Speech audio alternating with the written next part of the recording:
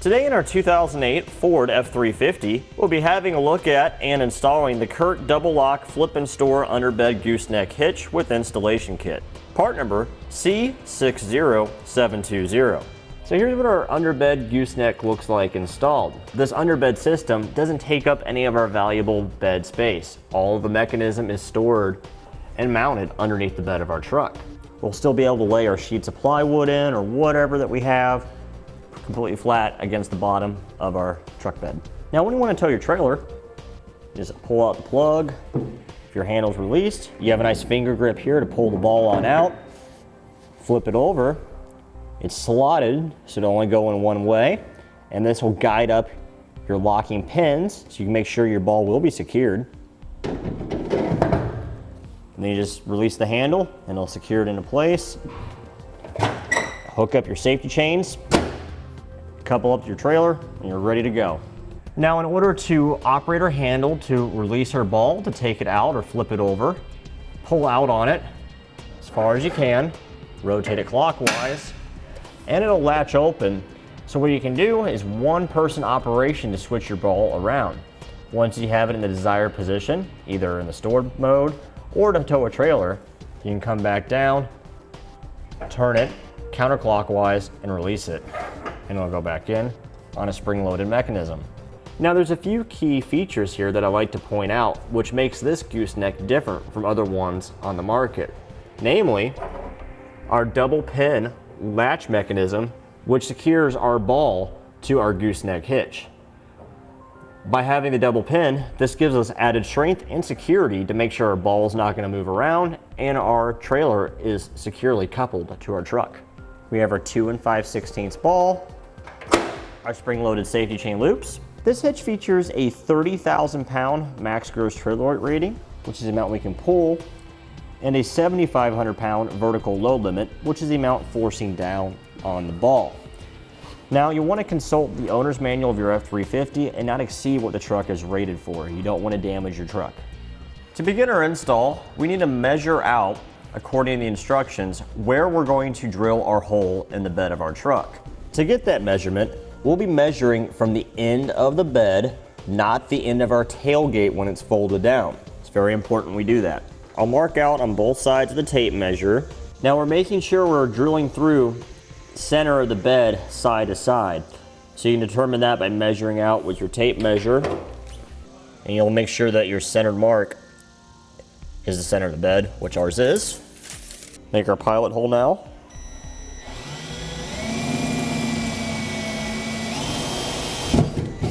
Now we'll use the proper size hole saw as indicated in the instructions.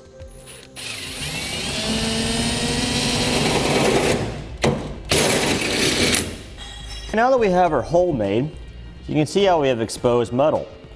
It's always a good idea to just put some paint around that so you don't have to worry about any rust happening in the future. Clear coat is perfect because it'll protect the metal from rusting and you won't be able to tell any different color around your vehicle's paint.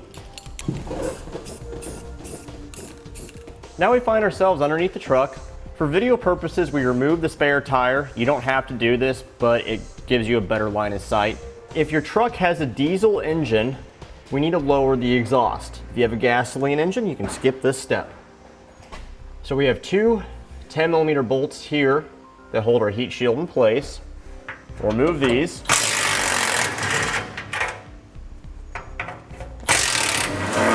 In this area, we have two 13mm nuts to remove.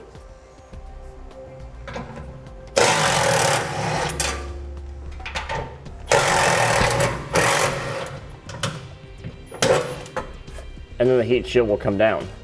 Now to lower our tailpipe section of our exhaust, we'll unbolt this hanger. We have two 10mm bolts, one that goes vertical right here, and then one that's horizontal above it in the frame.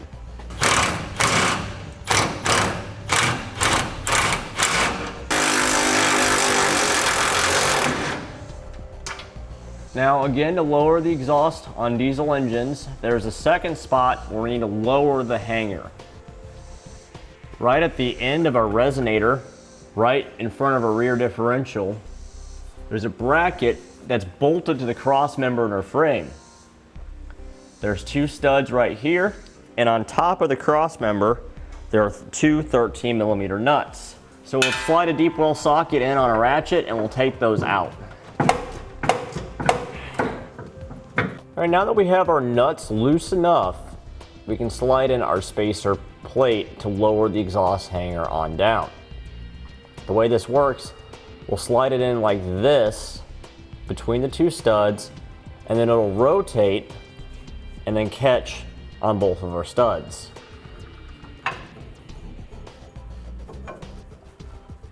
We'll leave the nuts loose for this time in case we need to pull down on the exhaust further in order to get the gooseneck head in place. Right now our heat shield above our exhaust that's glued to the bed of the truck, we need to remove this. To do that, just pull it down.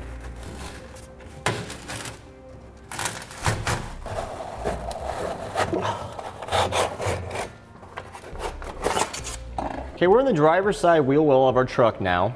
We have our rear rail. The way we can tell this is the rear rail is because we have two notches right next to each other on one side. This will face towards the passenger side of the truck. We'll take the rail and we'll slide it above our frame, right behind our front cross member on the bed.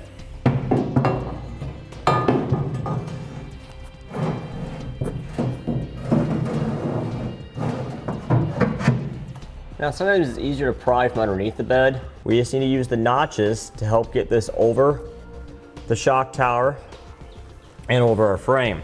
Okay, now we'll slide our rail back towards the rear of the truck. Now in some instances you will have to tap it, especially if your bed's been used and has crushed down a little bit.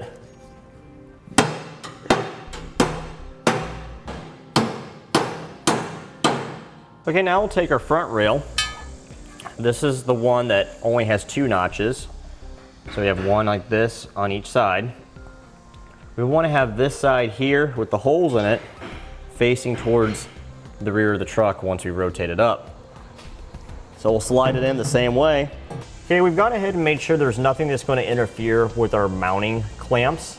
On gasoline trucks, you probably are going to have to relocate, depending on your application, some fuel lines, brake lines, and the parking brake cable, but on diesel trucks that's not the case.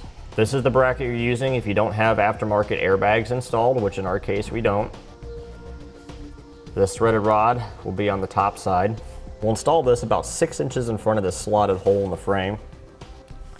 We'll just wrap it around the frame like this, just like that. Okay, we'll take our driver's side frame bracket now. We know it's the driver's side because these will face out away from the frame, and this section here will face towards the rear of the truck. Now the way our bracket is going to work, we'll slide our notch here up into this area and then rotate it so the stud on the C-clamp goes through this hole. Now we'll take our flange nut and we'll thread it on over the stud and we'll leave it loose. Now with our frame bracket in place, we'll take one of our 3/4 bolts and our flat washer and we'll stick it through this hole here. And here's where the bolt comes through on the inside of our frame. We'll add our flange nut now.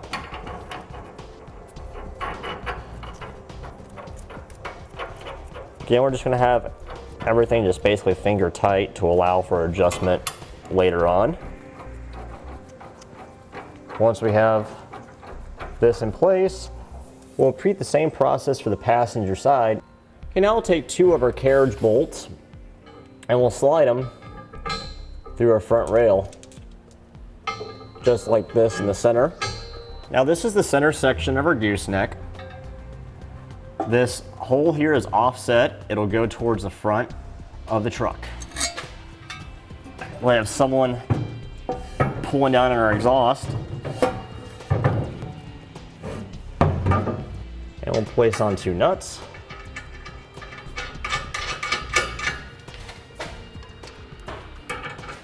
Place in 2 more carriage bolts. 1 on each side with our nuts. Now we'll slide our rear rail forward Now in order to get it to rotate, in some applications you may need to use a pair of pliers. Slide in our carriage bolts, just like we did for the front rail. Once we have our carriage bolts installed, we'll secure it again with our flange nuts, just like we did on the front rail. Okay, now we'll take one of our hex head bolts and a conical tooth washer. We'll make sure that the teeth face away from the bolt head and towards our bracket. And we'll slide that through our C-clamp and our frame bracket on the bottom. And we'll place on a flange nut. We'll have to take this nut off here on the top. Then we'll slide our carriage bolt on through. Place our nut here. Put the nut back on there. Now we'll take our carriage bolt here, go through on the back side, put our nut on. Now we'll tighten down our rails to our center section using a 3/4 inch socket.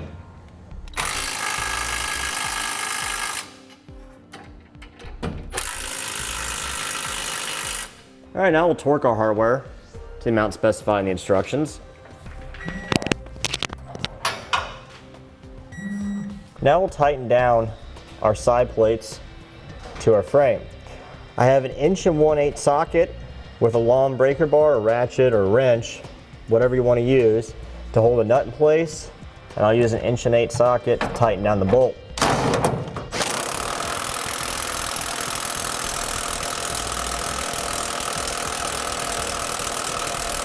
Now we'll do the flange nut here for our C-clamp.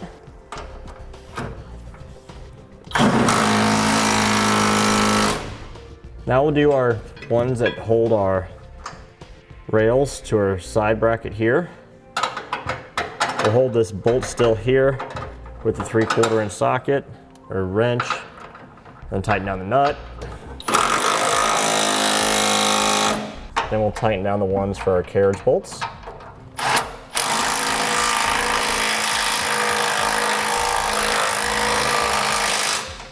Okay, we're going to place a breaker bar with an 1 1/8" socket on the bolt, and then we'll use a torque wrench to torque the nut on the back side.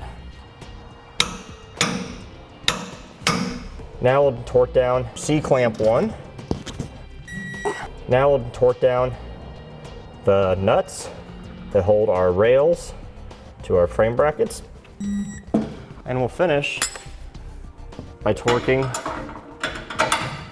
the bolt that holds our frame bracket to our C-clamp.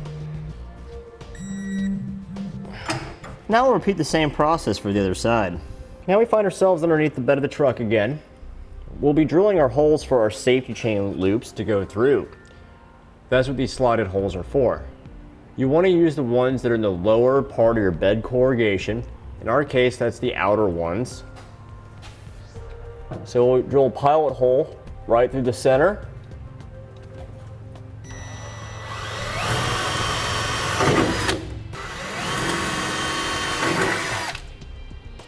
Do the same for the other one. Okay, now we'll enlarge our holes with a step bit to the size indicated in the instructions.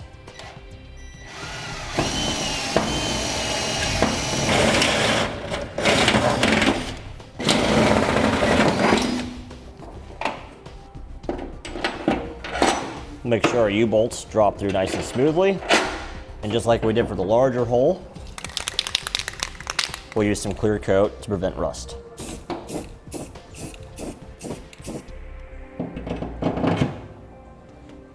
Okay, now we'll take a flat washer, followed by our spring, followed by a second flat washer, followed by a lock nut. And it's the same for all ends of our U-bolt. Now we'll use a 3/4 inch socket and we'll tighten our lock nuts until they're flush with the bottom of the U-bolt.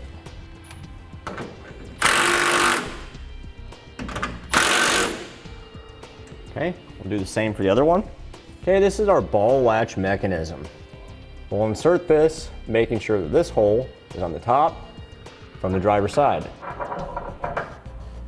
Okay, this is our handle. We'll insert this from the driver's side, and inside we see a round hole that this goes to. And now we'll slide our spring over our handle, slide the handle through and into our locking pin. Now we'll secure our handle to our latch mechanism using the provided bolt and nut. The bolt has a 7mm head and the nut is an 8mm.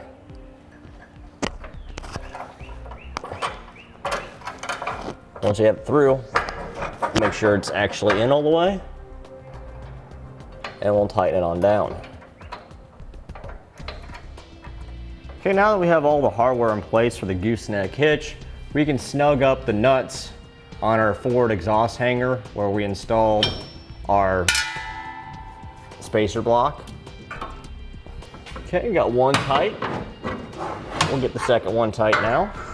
Okay, now for our rear tailpipe hanger, this speed clip here, which has a nut on it, we need to unclip from the frame just by prying down with a flathead screwdriver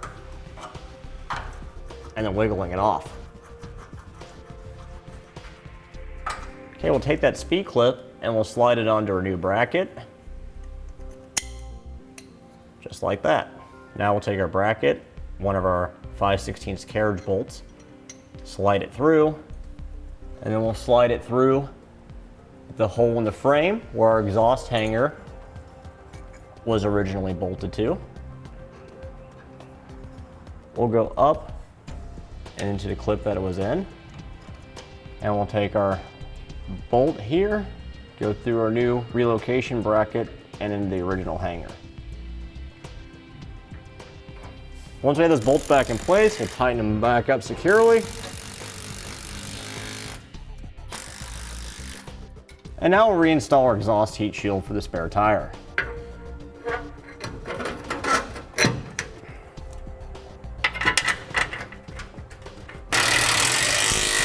And that completes our look at and installation of the CURT double lock flip and store underbed gooseneck hitch with installation kit, part number C60720 on our 2008 Ford F-350.